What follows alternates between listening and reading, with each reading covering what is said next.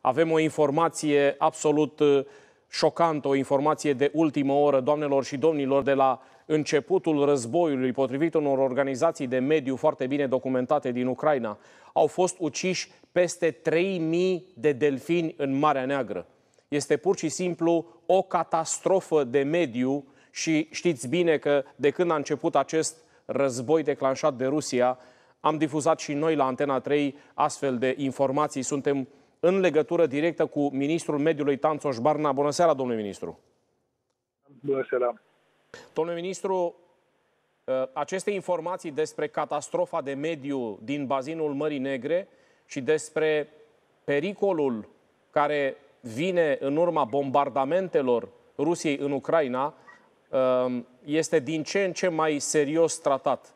Și dumneavoastră ați tras la un moment dat un semnal de alarmă și ați spus că repetate incidente foarte grave la uzinele chimice aduc nori toxici asupra bazinului Mării Negre și în apropiere de România. Care este în momentul de față evaluarea dumneavoastră? Cu siguranță, în acest război criminal barbar, cel mai mari pierderi sunt pierderile de vieți omenești. Este incalificabil și este inacceptabil modul în care civili care n-au nicio legătură cu războiul și care nu luptă pe front sunt măcelăriți practic de aceste bombardamente. Dar în paralel cu aceste acte de crimă, din păcate, mediul, biodiversitatea suferă foarte, foarte mult, indiferent dacă vorbim de uscat sau de mare, indiferent dacă vorbim de poluarea aerului sau poluarea apelor curgătoare. Acest război va produce efecte aproape ireversibile. Am văzut zilele trecute analiza specialiștilor din Ucraina cu privire la populația de cetacee din Marea Neagră. Delfinii sunt specia cea mai, sau speciile de delfini sunt cele mai expuse la aceste atacuri, la această aparatură super modernă de comunicare și de bruiaj. Aceste specii ajung să moară de foame, ajung să eșueze pe mal din cauza sistemelor folosite de armata rusă și de armata ucraineană care se apără de aceste atacuri. Populația de delfini, acum 60 de ani, era cotată undeva la peste 2 milioane de exemplare în Marea Neagră. În mai puțin de 60 de ani a scăzut numărul acestora la 200.000, între 200 și 300.000.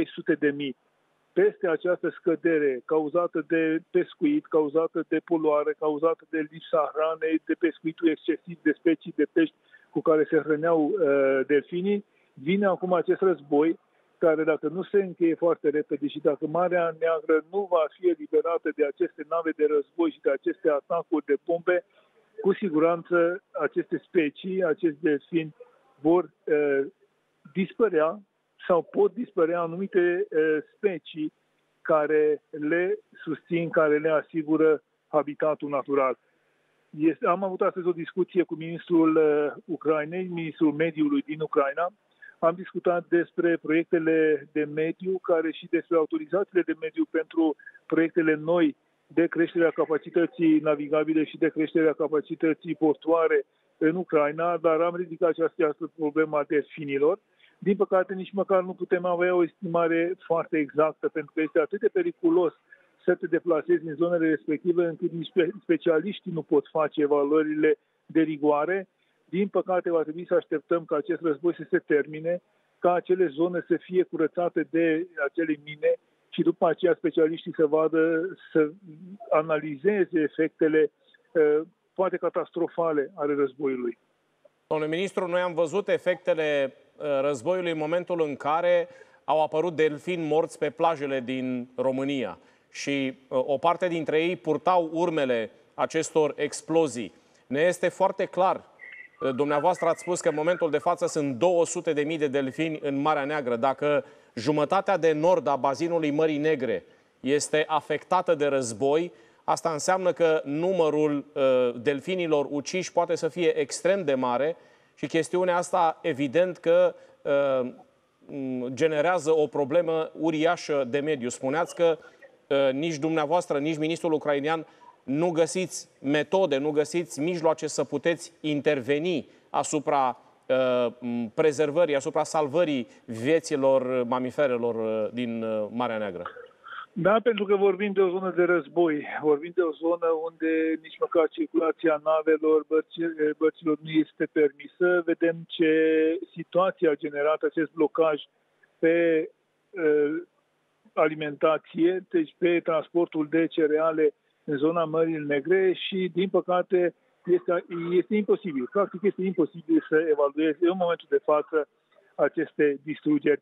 Trebuie să știm că problemele actuale generate de război se suprapun cu cele care erau clasicele probleme cu care se confrunta populația de delfini, pescuitul, plasele care erau lăsate în larg și în care se încurcau acești delfini și se sufocau pur și simplu în apă, nu mai puteau să iasă la suprafață.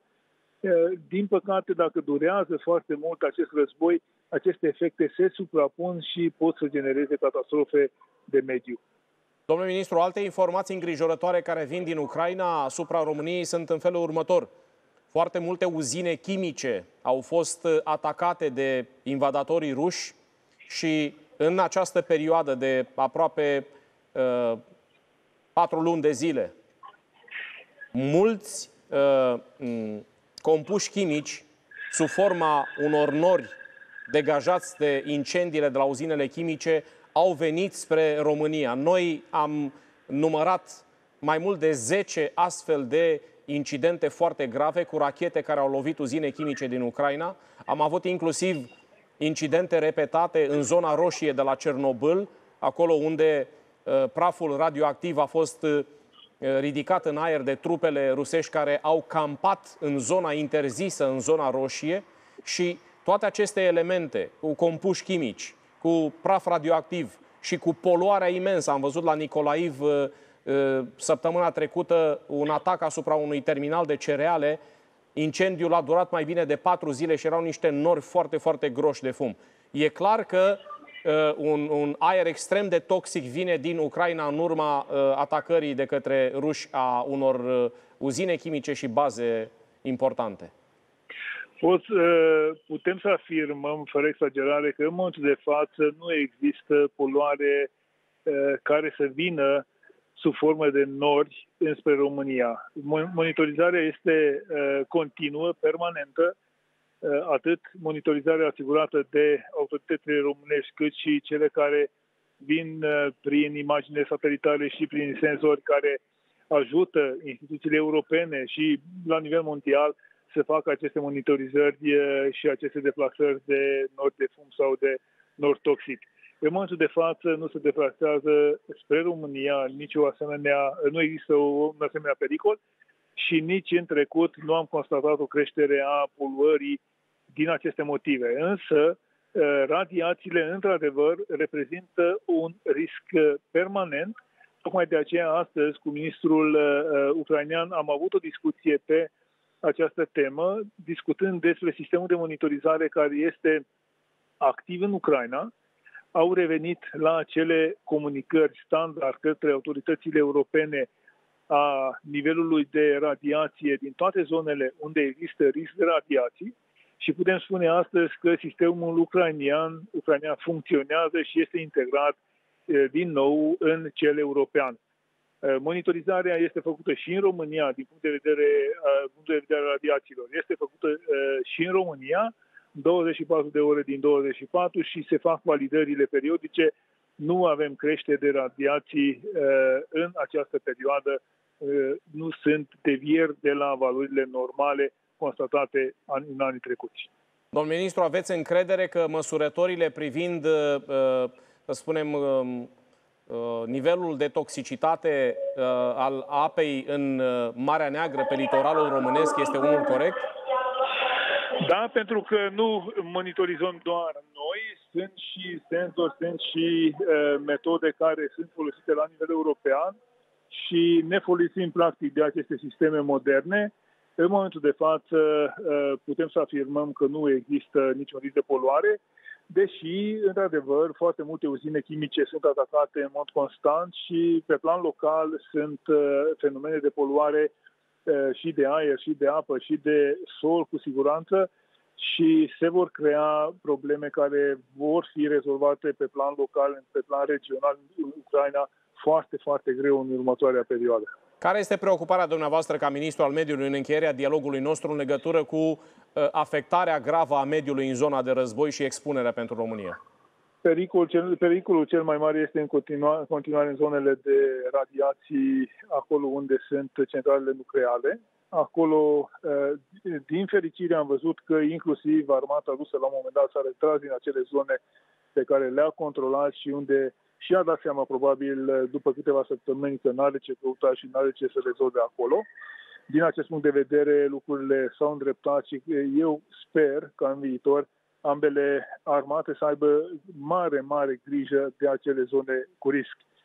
Poluarea maritimă, mai ales în cazul delfinilor, este o problemă foarte gravă, un risc uriaș și degeaba ne chinuim noi să facem Natura 2000, zone de protecție strictă pentru anumite habitate, pentru anumite specii în larg, în Marea Neagră, în zona de coastă a României, dacă pe partea cealaltă se fac asemenea distrugeri.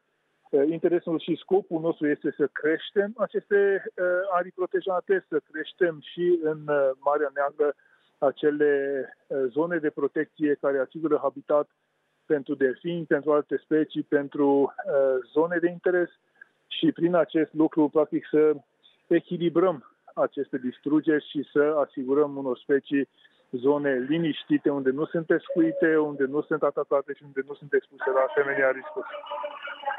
Mulțumesc foarte mult pentru intervenția la punctul de întâlnire. Tanțoș Barna, ministrul mediului. Rămânem în continuare foarte preocupați de ceea ce poate veni în urma războiului asupra litoralului românesc, asupra apelor din bazinul Mării Negre. Breaking news la Antena 3.